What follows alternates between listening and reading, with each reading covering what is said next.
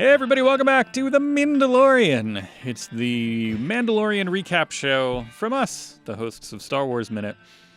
I'm Star Pete the Wars Retailer. Minute. I'm I'm Star Alex Wars Robinson. Minute. like a well-oiled machine we are. Yes, exactly. Today we're talking about Chapter 10. So that's Season 2, Episode 2. Chapter 10, The Passenger. Yes. I'm glad we've landed on an episode that everyone can agree how to spell. So this season, last week there was a little bit of Really? yeah, Marshall in the law enforcement sense traditionally has one L, and the episode title had one L, but a lot of people referring to it with two L's, even though officially it just had one L. So at least we all know the passenger is spelled One S. exactly. But Should we do a little recap of the whole thing, or just go through in order, or what do we, after 10 episodes, you think we would have come up with a format by now, but nope. No. That's us. You never know what you're going to get.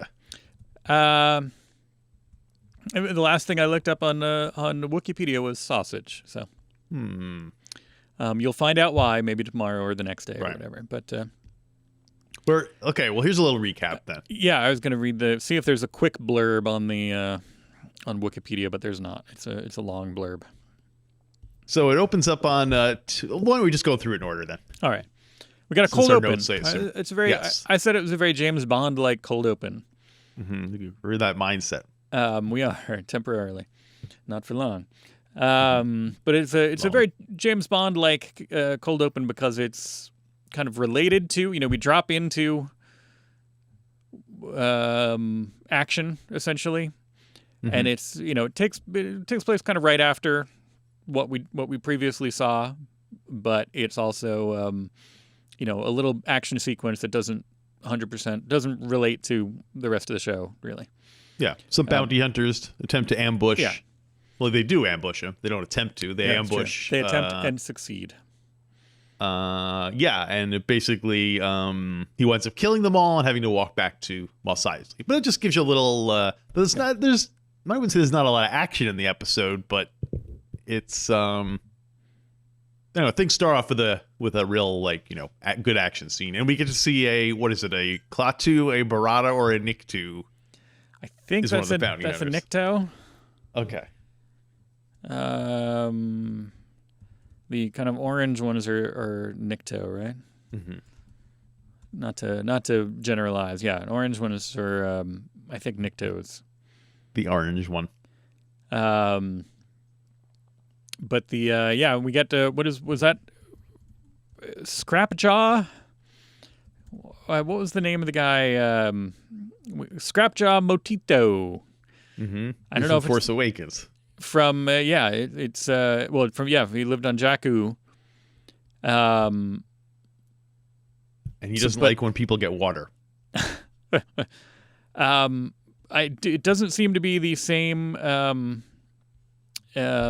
can't be, can it? Oh no, I got right because he dies here, and then. Well, we assume he dies. For all we know, he could be like Wile E. Coyote, where he can recover from those. That's true. Injuries. Unnamed individuals of unidentified species. Individuals of unidentified species. I should hold up a little envelope. Yeah, they are. They're ambushed by some scavengers / bounty hunters who want to. Yeah, I think they're bounty hunters because they specifically say grab the kid. Right. Yeah, they're after the kid, but they're also once he's able to kind of lure them away with saying like, look, take anything you want out of the wreckage. So I think they're double duty. They're wearing multiple hats. Mm-hmm. Then I saw it coming a mile away, but it was still really cool when the Scrapjaw lookalike wanted the when he went to take the jetpack, and he was like, okay, here it is, and I was like, I know what's going to happen here. But well, you knew there was no way he was leaving that thing alive. He was not leaving that interaction alive. That Scrapjaw, right. So,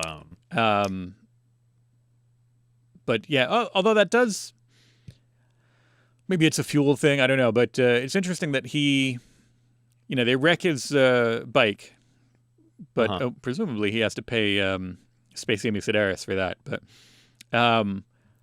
why doesn't he then just jetpack back to Mos Eisley? Is that a fuel thing? Does he not have enough fuel to get back to Mos Eisley? Yeah, well, I was gonna say maybe the jetpack was damaged, but we see it do that perfect SpaceX landing on its side.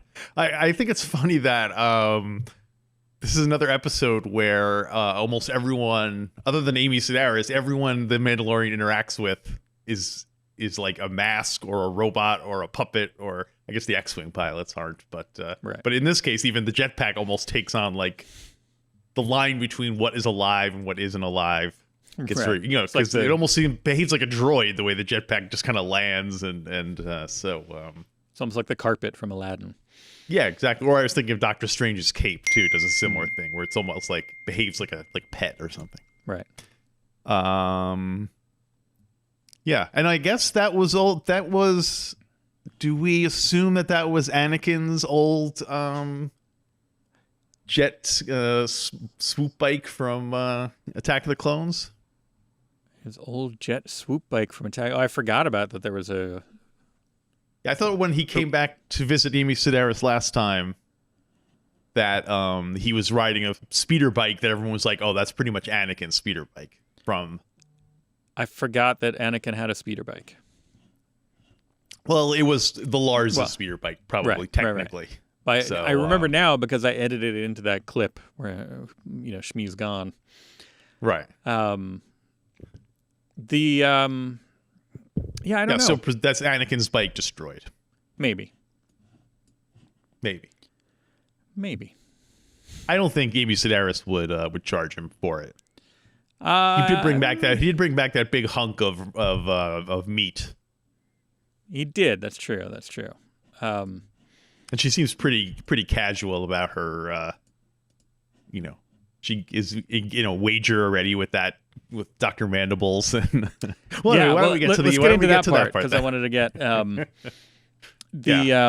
when he gets back, he walks right into the cantina. And my first note was like, well, I didn't look up the I didn't look up the Orabash on the outside of the cantina. Also, even before he gets to your cantina, I wanted to compliment the. I really liked seeing Mos Eisley at night, like at dusk when he was coming in, and you could see all like the lights of the ships. Oh yeah, in the sky, taking off and landing. It just we have never seen Mos Eisley in that. We don't see Tatooine urban nightlife a lot, so it was. Right. I liked seeing that different angle. Whole different vibe at night. Tatooine nightlife is like a. If you go to the Wookiee travel for Tatooine, it's like a whole separate section for nightlife. Yeah, exactly. It's not just, there's more to it than just Boon to Eve, everybody. Right, yeah. So he walks into the cantina, I couldn't read the sign. He walks in. And he runs into, my first note was the cantina should not be that well lit. They run into the problem, that's the prequel problem. It's the kind of Star Trek Babylon 5 problem. Yeah. Part of what made the cantina scene awesome in Star Wars, the motion picture, was that it was, a lot of shade and shadow and you're not staring directly at these, very quick cuts. Yeah. So you really only get like impressions of aliens. Yeah. And so this had a very Babylon 5 feel to it, which I have a soft spot for, being a Babylon 5 fan, but it was, it was a little bit like, it's a little bit more like the holiday special cantina. You weren't a fan of Dr. Mandibles? No, I love Dr. Mandible. I wrote Dr. Mandible, ! I don't know if that was a nickname, because she also said, like, with thorax over here or something like that. Like, she was, I don't know if that, don't think that was his real name. In the subtitles, it does say Dr. Mandibles. When he's speaking, he has when he's speaking, it says Dr. Mandibles chitters. Oh wow! Or right. Dr. Mandibles tisk, clicks and makes noises. All right. And I like that even more. And Frog Lady too. Yeah, Frog Lady is her official name. Yeah.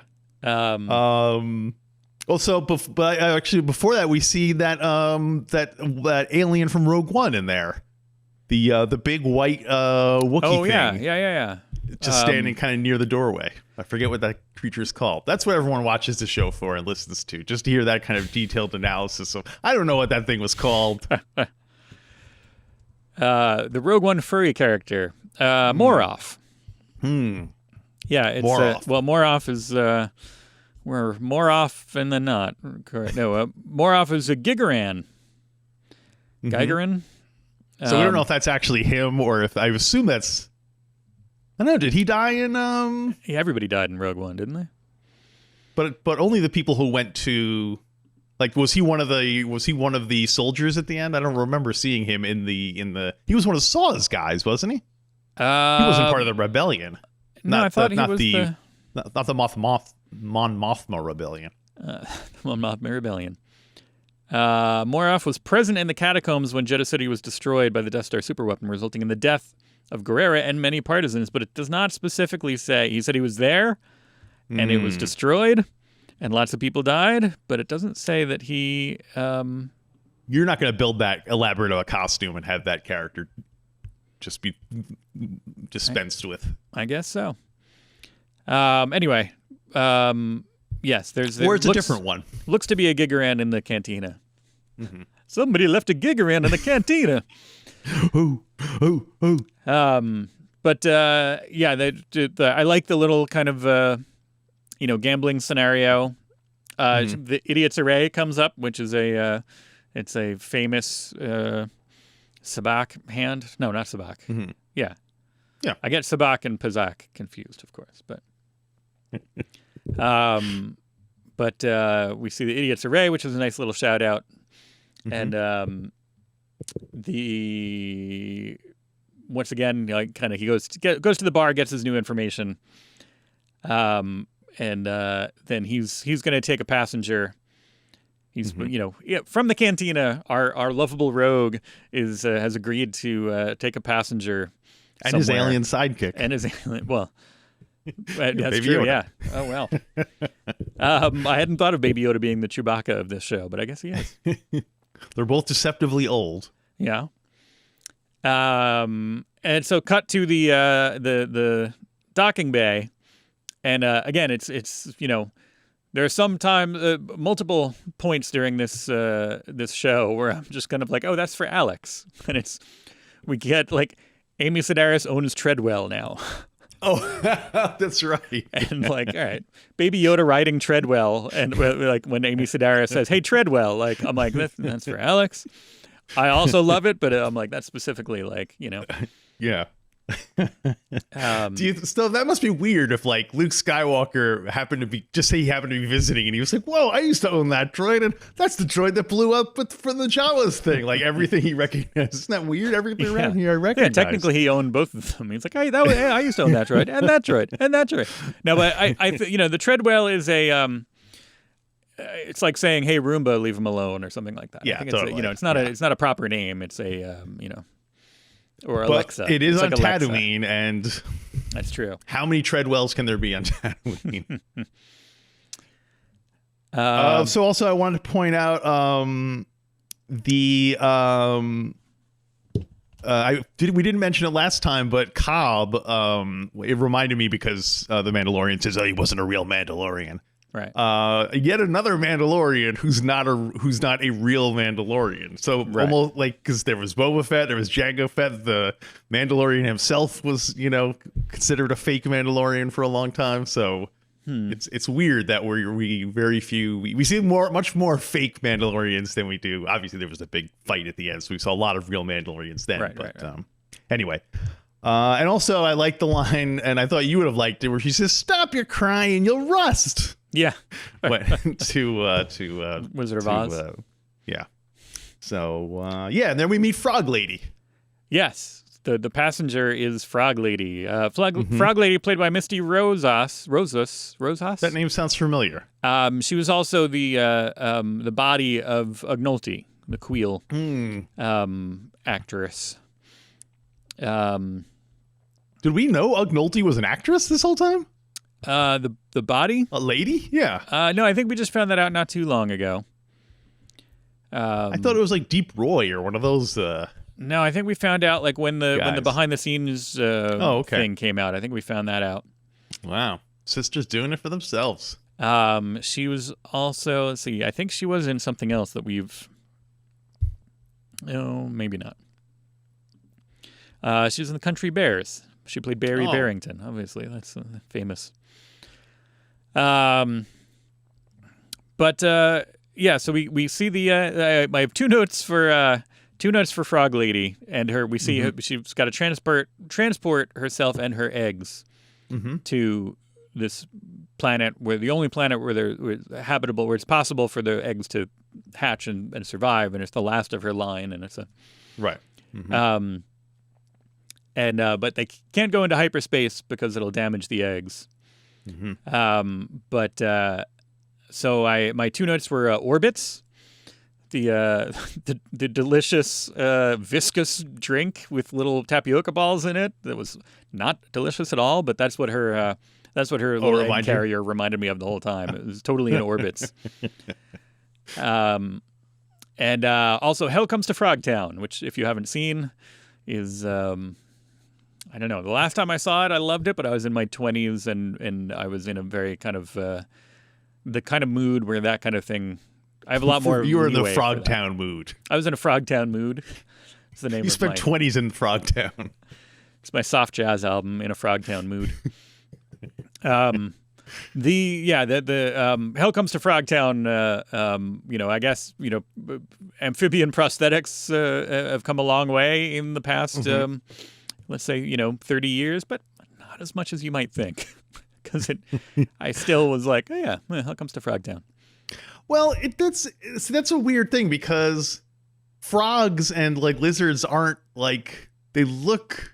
If you didn't know they were real, you would think they looked fake, because their faces are utterly immobile. They don't really have expressions or anything. So it's a tough thing to pull off. Either one looked bad. I'm saying like we only had right.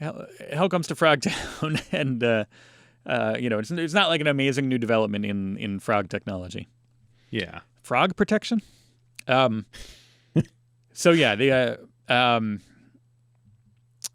thing I was happy about with Frog Lady was, I'm always belly aching about how too many science fiction shows basically just take human mores and things and have every alien do it. So I was pleased to see that this was an alien that reproduced in a way that we've never seen before. That it was like, I have to bring these eggs to my husband. It wasn't just like someone who's pregnant and then she pushes a baby out of her vajayjay. So I from a science fiction level, I liked that she was that it was a unique mating process. Right.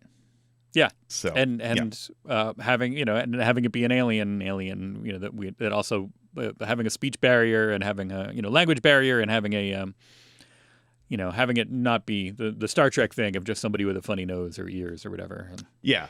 And I like the fact that she actually played a part in the story and stuck around. I thought she was just going to be kind of like, okay, this is like a background person who's a MacGuffin to get you to the next place, which she kind of was, but it wound up being a longer route than we anticipated. Right. And I also, in my head, the cliche thing I thought would be that in their travels, she's going to die, but he brings the eggs to the husband, and it's like, oh, she's going to die protecting the eggs, but they bring the eggs to her husband. And yeah, kind of like Baby Yoda in a way. He's just going to wind up constantly bringing. He's going to have like a baby. He's going to have like 50 babies, Star Wars babies with him. Yeah, exactly. Soon he's just going to be nanny. We're just going to see him from the knees down all the time. There's a couple of things that a couple of things where I'm glad that things didn't happen. That was, or I'm glad that they didn't go in the directions that I thought they might. Mm-hmm. Like that. I'm glad it wasn't, she dies and he has to bring the eggs. I'm glad that we get we do see cute and funny, and I'm glad it didn't become a plot point that Baby Yoda eating the eggs, because when I saw it and I saw him looking at it, and I'm like, oh, like, is he going to eat those? That would be funny. And then he did, and I was like, oh, that's funny. And then it kind of happened, and I'm glad it wasn't like that's the problem that they have to solve. It was never a problem that they had to solve. It was just something funny that happened. is a little wrinkle, and I'm glad it didn't have like a payoff of like, oh no, he ate the eggs and now the brood is As far as we know. I'm glad it just, from as far as we can tell, I'm glad it didn't turn into extra peril. Extra peril. Extra peril. Yeah, he loves those eggs. Yeah. Like to the part where even the ship crashes or something, and he's immediately like, "Where's Baby Yoda?" And as soon as the ship crashed, Baby Yoda ran back there to try to eat those eggs. Yeah. So, well, before they crash, though, we get to see some X-wings. Yeah, he gets pulled over by the cops in First space. X-wings we've seen in the series. No, we've seen these particular pilots before too. Oh, that's right. That's right. It was Filoni and Yeah, and that's we'll come back to that plot-wise, I guess, but yeah, they're the cops now. Right. Yeah, it's an interesting in our heads, it's like, oh, the Empire were the bad guys, and then the good guys are totally the rebels, the New Republic, they're the good guys, and everything will be smooth under them. But then they're like giving him a hard time. It's like, oh, that was old rules, New Republic, and they're hassling him as the New Republic, and it's a little interesting. Like, yeah, it made me but one of the things I was disappointed in about the Disney movies that we didn't learn really anything about how the galaxy functions, any of the right. Logistics of it and everything. But now I'm kind of glad because it really leaves it open, so we can it gives other people a chance to kind of fill it in. So in this case, like the fact that they end there, or he says, "Oh, may the Force be with you," and they say, "And also with you," which I thought was weird because is this like a new theocracy now where the Force is it went from no one even knowing what it was to now everyone has to say, "May the Force be with you" when they talk to the cops. It's a little unnerving. That have we heard them say "and also with you" before anywhere, or is that just the first time? Is this the first time officially we're hearing that? I feel like that's always been said as kind of a joke, because it's the traditional kind of call and response from a Catholic church, or is Catholic or Christian or Catholic? I don't know if it's Catholic. Specific or just general Christian, but I think it's specifically Catholic. But that was always kind of a joke response to "May the Force be with you," and also with you. But now it's like, oh no, that's just what they say. Unless he's doing it as a joke. No, but he's not, because he says. The titular Mandalorian is the one who says, "May the Force be with you," and they respond, "and also with you." So they're not doing it as a joke. Right. Unless they think he's a religious zealot, and they're just saying it like when someone says, with the Muslims, and you say the Salam alaikum, and they have to right respond with the Or they're trying to do. Carson and Wolf are the two. They're either trying to respect his religious beliefs, or they're trying to impose their religious beliefs on him. So, so we don't know. Or maybe that's the thing. Maybe that's if he makes it a religious thing, then now they're like, oh, we better not. We tread a little bit lightly so we don't get accused of. We best tread well here. It is the best tread well here.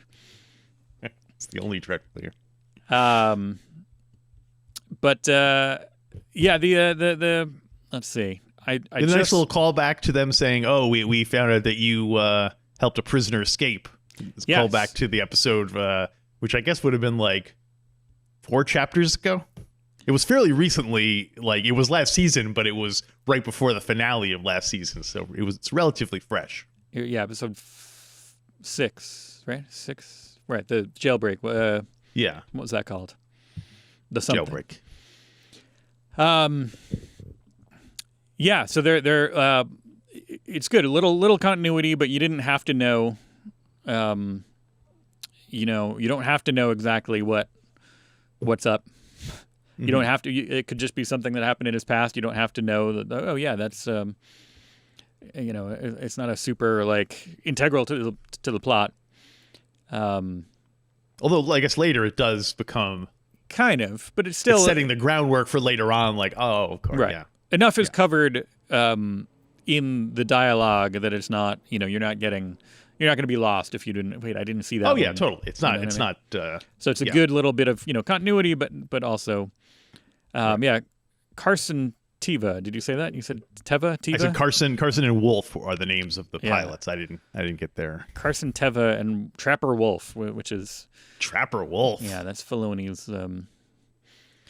Anyway, I don't like. We'll that. get back to that again in a minute, but I can't help but think of MASH, and usually I like being thought of. Usually I like thinking about MASH, but it makes me think of Trapper John MD, the TV show, not Trapper John from MASH. Exactly. Right.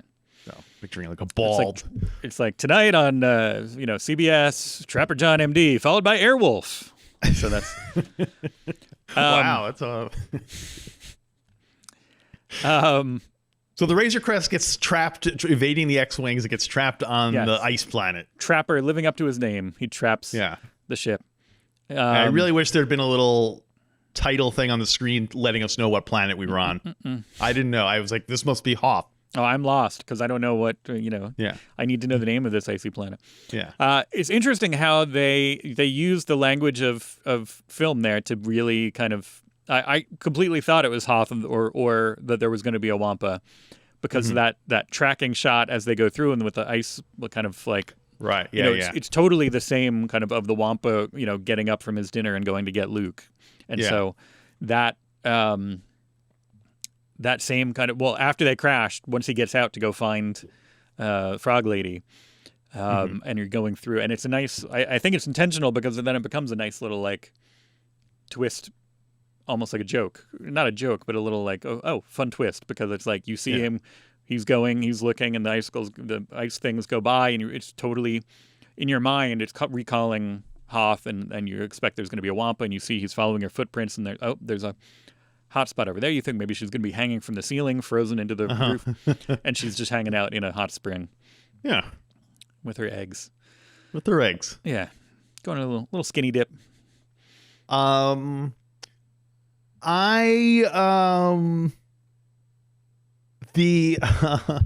I thought it was a little gross that she was in the tub with her eggs. Yeah. But I guess, hey, it's just nature. But yeah, and then he yells at Baby Yoda for trying to eat the eggs again, and so Baby Yoda goes to find some other eggs to eat in the cave. Luckily, they're in a cave full of eggs. Yeah, luckily. Or is it? So I thought this was going to be like a little. I thought this was a funny little misdirect. Okay. Because the first thing I thought of when I saw those eggs was the movie Alien. Sure, yeah. Alien, and then he's like, he even opens up a little bit like that. Yeah, and then but instead, so I was like, we're not going to see a face hugger go on Baby Yoda's face, but then they had him eating I thought that was an interesting twist on it, was having him eat the face hugger. Right. Well, thus getting the eggs of the alien into Baby Yoda's stomach. So now we know there's frog babies hatching in there, and there's a xenomorph as well, at least one. It's going to be my new. I'm going to propose a spinoff. I'm pitching a new spinoff of like life inside Baby Yoda's stomach, and it's just all the things that we've seen him eat interacting. Isn't that a little bit what George Lucas wanted to do with his third trilogy? Wasn't it going to be about life on a smaller scale, like midichlorian level, something like that? Right. So there you go. Yeah. Maybe it was going to be in Baby Yoda's. It's like poetry. It rhymes. Yeah. But the although interestingly, this would have been a good doing a story about kind of small scale microscopic characters might have been a good good episode for this episode's good task for this episode's director, because this is Peyton Reed directed this one, who Peyton Reed did the Ant-Man movies. Oh. Right? Or did he start to do the Ant-Man movie? Yeah, no, he did the Ant-Man movies. It was the other other guy. The other guy started it, and then didn't. Edgar Wright was the one who started to do Ant-Man, but then they Edgar Wright. Creative differences. So Peyton Reed took over, and I liked those Ant-Man movies. So we skipped over it. But we Okay. also get a little cameo from the droid from the IT Yes. gang. Right. It's like Richard. As I predicted, Richard Ayoade as a protocol droid. Remember, I said that apparently yeah. years ago. Somebody brought that up. Yeah. And I love that her like getting over the language barrier by reprogramming a protocol. Like she sees the protocol droid, and at first I thought she was gonna, I was gonna have some significance. That was like because it looks kind of vaguely, reptilian or amphibian. The Zuckuss model head. But the I like that, instead of that being like, oh, like these are the, I think I was assigning simplicity to her because of her alienness. I was like, well, she must be. She didn't speak English, so she must be dumb. Therefore, she must be dumb. But no, she rewired the droid to be able to speak through it, and it wasn't like, oh, that's the crazy ghost that killed my people. It's just like, oh, here's a droid. Let me go. Hey, you need to take me to where I'm going. And she totally plays him, and like, oh, I thought Mandalorians, what I thought, they kept their adhering honor to your or word, but I guess that was just stories for children. And like, even looks at Baby Yoda. Baby Yoda's like, I'm a child. I'm the child. Especially after seeing all these James Bond movies where the lady characters are usually just kind of like baggage, or frequently are baggage to be pulled along. It was great seeing someone who had her own agency and had her own things going on that had nothing to do with, she didn't need him to help, do the thing. And that's also one thing that we don't see a lot in Star Wars, is that language barrier. Right. We see it more in Star Wars than we do like in Star Trek, where everyone has universal translators. They have a universal translator. So, but except for Darmok and Jalad at Tanagra. But because for storytelling purposes, it's helpful to have sometimes them not be able to communicate. Right. So. It leads to more natural exposition.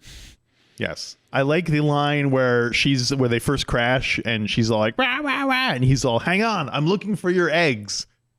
Yeah. For some reason, that's just a line I did not think I would ever hear in Star Wars. That, hold on, hang on, I'm looking for your eggs. Yeah.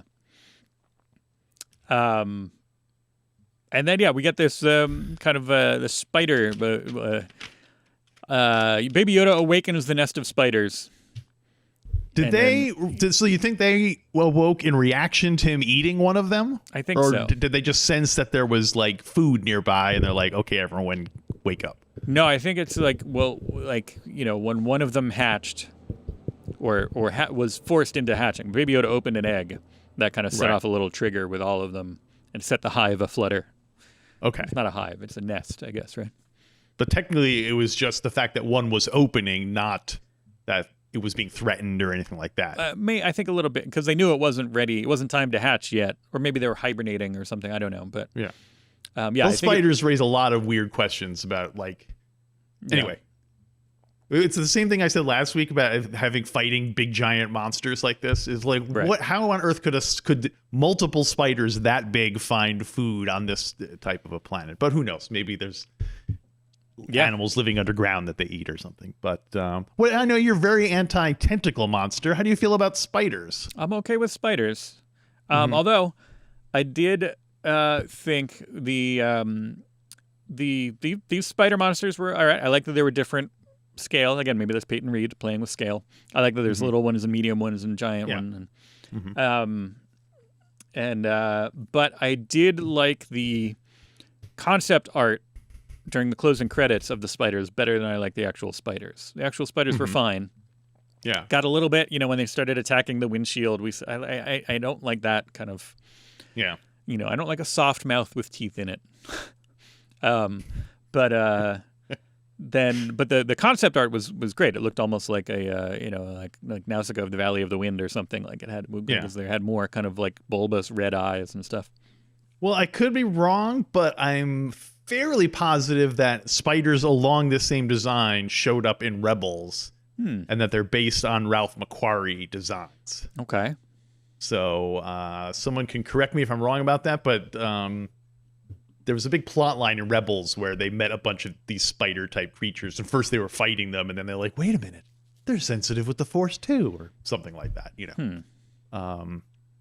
But yeah, so thank good old Ralph McQuarrie for that one.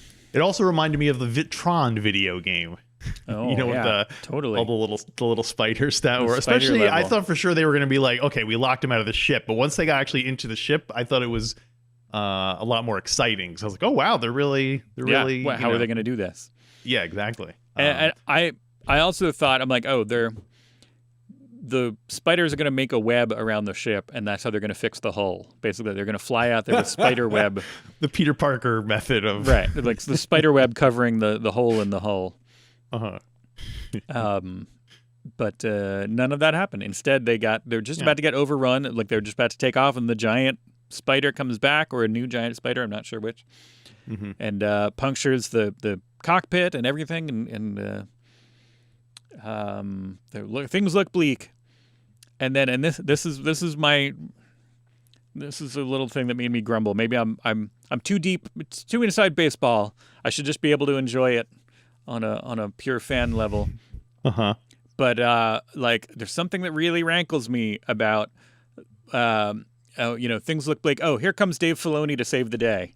Because it's like, come on. You think it was a metaphor for Lucasfilm? Well, that's what I'm worried that people are going to take it that way. But it's a little bit like, I'm not as, granted, I haven't watched enough of the other stuff, but like, I'm not all as gung-ho about him being this, one true savior of Star Wars. But this totally like, okay, like it made me roll my eyes. I didn't. Thankfully, I did not see it that way.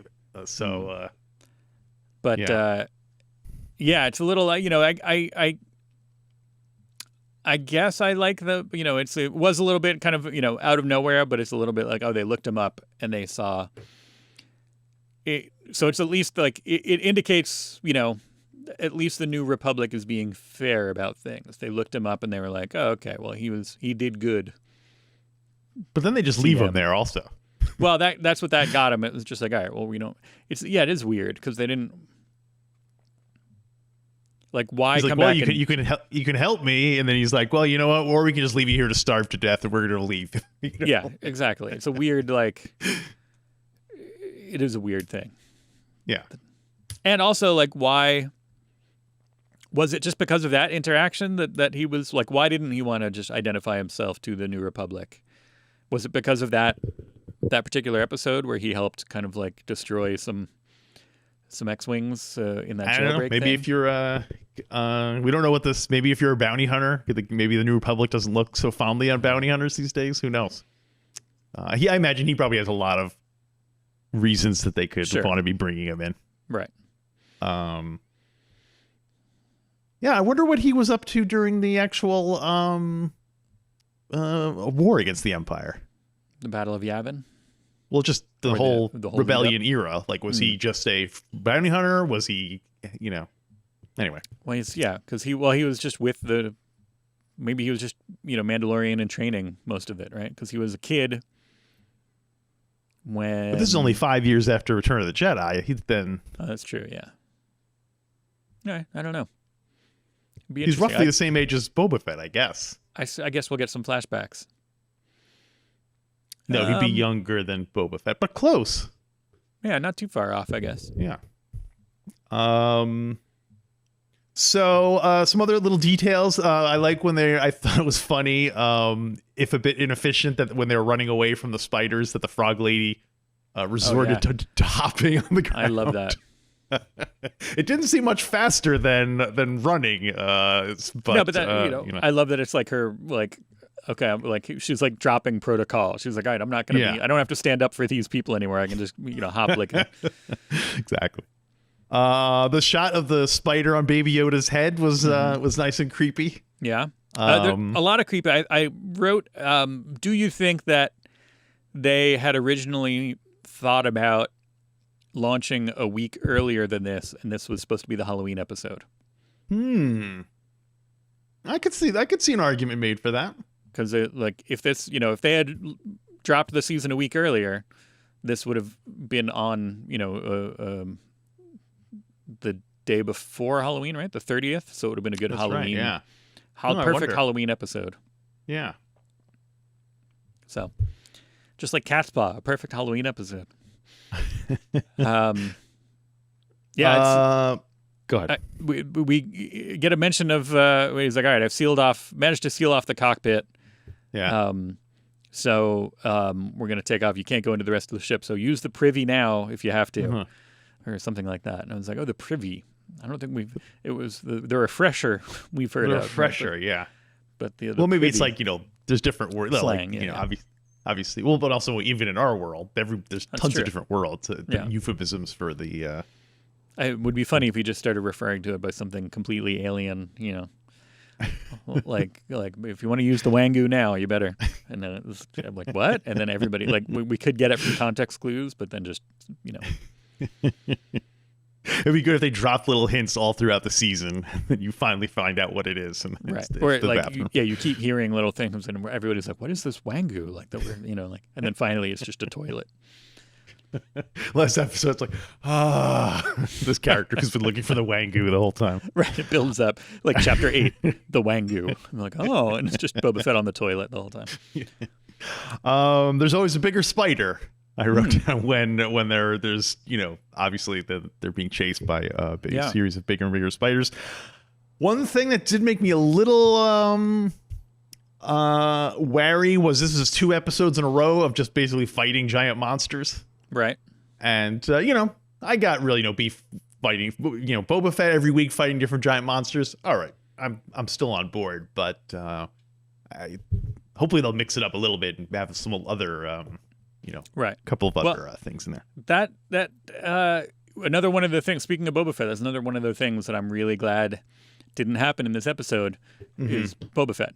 We had that cliffhanger at the end of last episode, and I think, the low-hanging fruit would have been to just go into a Boba Fett story, and I'm really glad that we didn't. I like the pacing of this show, and sometimes, it's a little bit too, like, Season 1 had, an episode or two that some might consider filler, even though they're, action development, whatever. Like, and this, I liked that this wasn't just go straight into Boba Fett and talking about Boba Fett. Like, we don't need that right now. Let's take our time and tell another cool, monster story.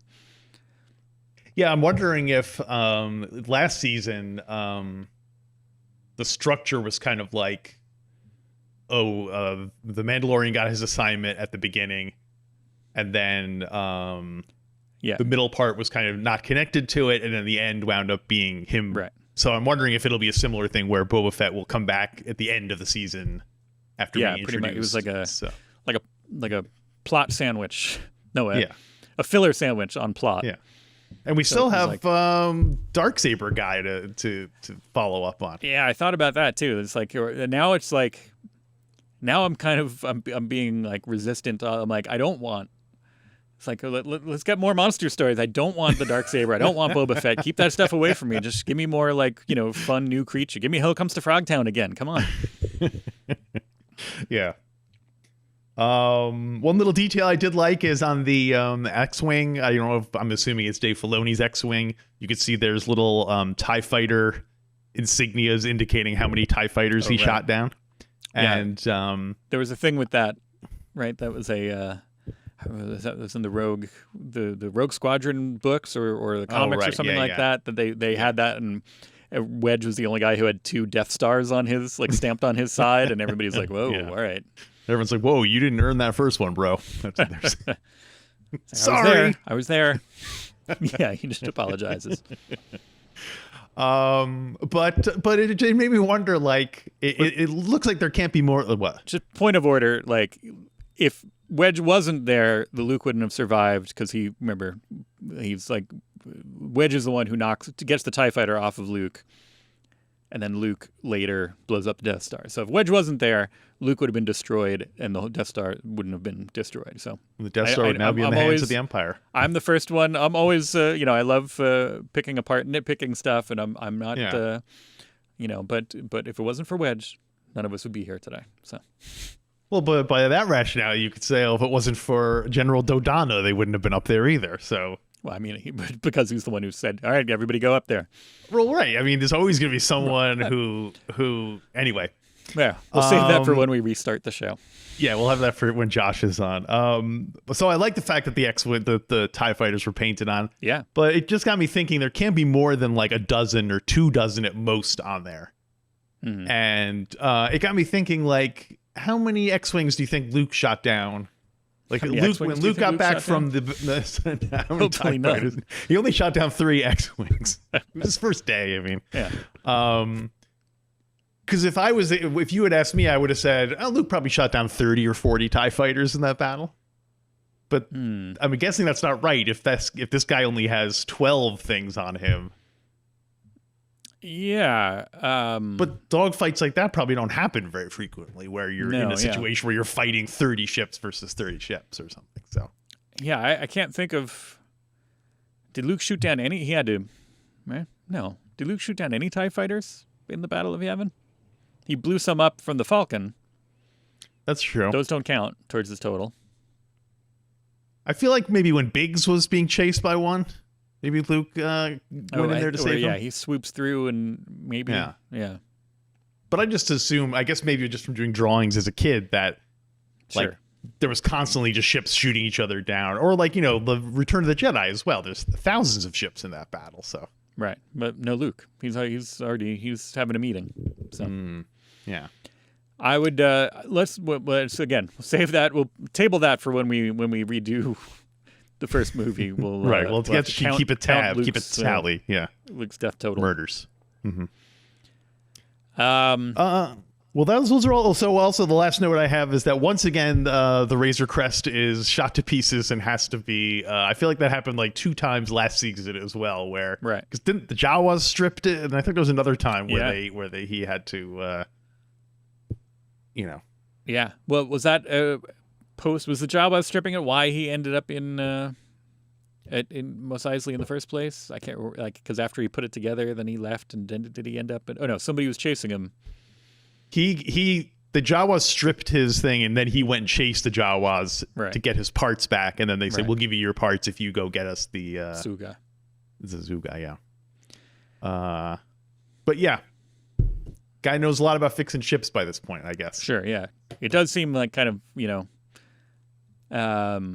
he's maybe space travel. Since it's so ubiquitous, it's a little more common that somebody would know how to get their ship in working order quickly. It seems to me it's like, well, what? Hey, he's got to make that thing like airtight and fix a hyperdrive I guess not in this case, but it seems like it would be more complicated than it is. But if space travel is ubiquitous, maybe. And if that's your bread and butter, I'm assuming he. Right. Yeah. Do you think his helmet is? He makes a joke about getting sucked out into the vacuum of space and how they'd be dead. Mm-hmm. I always assumed there'd be some level of airtightedness in his costume. I don't think so. No, because you can see under it, right? Yeah, I don't know. Stormtroopers. No, they don't. It seems like it should, though. Yeah. If you're going to go through the trouble of creating armor that covers your whole body, why wouldn't you make it at least so you could go in water without like a scuba, Right. Anyway. Well, maybe there is. You're right. I think obviously when he takes the thing off and right. Yeah. But maybe there's like a thing like there's like an airbag inflates around his neck to seal it off from the rest. Yeah. At some point, maybe we'll see that. So, what did you overall rate this episode? I liked it a lot. I got sucked into it. And again, once I got a Hell Comes to Frogtown note, I'm like, okay. And again, I'm glad it didn't drag us into the plot too much. I'm glad it wasn't tying us into regular Star Wars. Again, I don't need Boba Fett right now. I don't need the Darksaber ever. But let's take a break and just tell a Mandalorian story. And it wasn't super wow, but it was nice to see new stuff, and it was a fun little episode. So thumbs up. I don't know. Are we giving it a ranking or something? I think somebody called us out on that. They're like, I don't know, but I'm gonna give it a B-. Okay. I thought there was some cool stuff in it, but I thought it was a little like Who cares? I care. It didn't seem like it had enough of a. I was expecting some other wrinkle or something to it that gave it a little bit more depth, or other than just him being stuck somewhere and then leaving somewhere. Maybe they'll, maybe it'll play out in next one. But I was a little bit disappointed that we didn't actually see him land and hand off the eggs. I feel like a little bit like, it just kind of ended. I guess it was also 10 minutes shorter than last week's episode. So, so maybe it'll be a plot point, but I don't know. Yeah. It seemed a little bit like I just wanted to see him get the frog to the planet. Wanted to see him on the frog planet. Come on. Do you think the whole season is just going to be him slowly making his way towards Trask? Oh man, he does have to go slowly, and there are going to be. He did map a route that went through. How many planets were in that route as he mapped it? That would be funny if there were like six planets. And it was like, oh, here we go. Here's the middle of here's the sandwich. Yeah, I don't know. Maybe that won't be. Maybe you're right. Maybe that they still won't be safe. Maybe they'll have to stop and plug up the ship. Next episode, and the frog lady and the eggs are still going to be there, and eventually Baby Yoda is going to keep eating eggs, and eventually they're just going to get to the planet, and there's only going to be like one egg left or something like that. And then Baby Yoda is going to regurgitate all the eggs, and they're going to be whole. I thought for sure there was going to be something with Baby Yoda like communicating with the eggs, or there was going to be some force related thing. Yeah, because didn't they even like have a little snippet of him using the Force in the previously on The Mandalorian? Wasn't there something about him using the Force in there? Maybe not. There was the I don't remember. All right. Well, but yeah, I not my favorite, but it definitely above average. I like this episode quite a bit. All right. So far, I'm totally on board with this season still. When will we see James Bond next?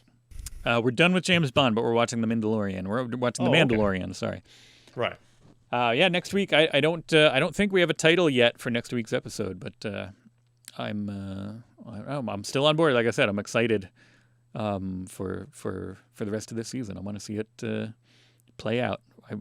Me too. It was a hard act to follow, I think, and I was not expecting to be disappointed, but I was allowing myself room for disappointment. So far, going to be ebbs and flows. They can't all be, Yeah. I don't know. We'll see. Now, at this rate, I'm expecting just, it's going to be the best thing ever for 6 episodes. No way I can be disappointed by that. Do you find that your childhood is being restored by this series? Everyone talks about how your childhood is ruined. Do you find like this is enhancing your childhood? I never felt that it affected my childhood because I don't believe time travel should be in Star Wars. Therefore, it can't affect my childhood. But I do appreciate the, as we've said, the kind of playing with action figures kind of element of this whole thing. Yeah. And that's part of why I'm enjoying it. It's a fun little, Me too. When I was a kid and it snowed, sometimes you just take the toys outside and have an adventure in a snow cave, I did also want to... Yeah. What about the spiders did feel like the kid was like, oh, well, I don't have the Wampa toy, so I'll use the spider from Lord of the Rings as the bad guy. Yeah. I'll use this Sector's toy to... Yeah, that's what it felt kind of like. I did want to commend whoever... was this another one that was written by Favreau? Yes. I want to commend who's ever writing these for totally having had kids, because there's the constant worry that they're going to be putting stuff in their mouth, and the telling them no, and there's one or two other things that just made me like, oh yeah, that's a real kid thing. Yeah. And so points for that I now recognize. Yeah, I was. As a non-parent, I was thinking that Baby Yoda is almost like the best parts of babies. Best parts of babies. That's those delicious, juicy legs. Like the egg thing, obviously that was a little bit of but that wasn't even like a major frustration. He was just kind of like, ugh, don't eat those eggs. But he never really cries. He never really, He did he's a never little really bit. He like bratty. whimpered a little bit after the swoop bike crash or the speeder bike crash. He was like whimpering. Right. I was like, oh. Yeah. But he's crying, but that's because of obviously something scary happened. Right. He's not crying like, why are you crying? I don't know what you're crying about, or crying because he can't eat the eggs. Yeah, exactly. So, but yeah, and I still find him utterly adorable. It's true. It's holding up. There's a new range of sounds coming out of him, which is interesting. I don't know if that's evolving. A bit more babbly. Do you think that we'll hear him say a word by the end? Do you think that'll be like the season cliffhanger? Is that he'll say like? One of my notes was, "Will Baby Yoda speak this before the season ends?" I hope Yoda not. speaks. Unless he's just like peace or something like. Oh, I think at the finale of this season, season 2, chapter 8, episode 16. He will say, "Yoda," and then we'll all be like, "Whoa, me, Baby Yoda, you, Boba Fett." Right. Well, we'll see. I hope not, though. I think that'll ruin it. Yeah, a little bit. It'll be unless it's the kind of thing where because he's Baby Yoda, he skips right to the "Oh, Mandalorian, you've been so kind to me, protecting me all these years," and comes right to being very eloquent. Yeah, it'll be it'll be somebody almost like a standoff where everybody's being held at gunpoint and they're like, "Oh, you're gonna hand over the child to me," and all of a sudden the Baby Yoda comes out with a gun. He's like, "No, I don't think we'll be doing that." Bum, bum, bum. I don't think so. Yeah, I don't think so. This party's over. All right. You want to wrap this up then? Sure. Please rate, review, subscribe. If you haven't, go to the Mindalorian.com. That's where everything comes from. That's just kind of where you've either where you've been getting this or where you can go to find the feed, and follow us on social media at Star Wars Minute on Twitter, the Star Wars Minute on Instagram. And if you want to support us on Patreon, StarWarsMinute.com/Patreon. And we'll keep doing this for another couple of weeks, and then we'll have a new season of Star Wars Minute proper coming up, covering The Last Jedi. The Last Jedi. Which is not our last season, presumably. But with old Yoda. Yeah. Good old Yoda. Yoda doesn't appear in... does he appear in Rise of Skywalker? We'll get there in 2 years. So, I was wondering if this could be Yoda's last... This is Yoda's last appearance. Yoda's last stand. All right, well, we'll find out, and we'll see you here next week on a brand new The Mindalorian. The Mindalorian!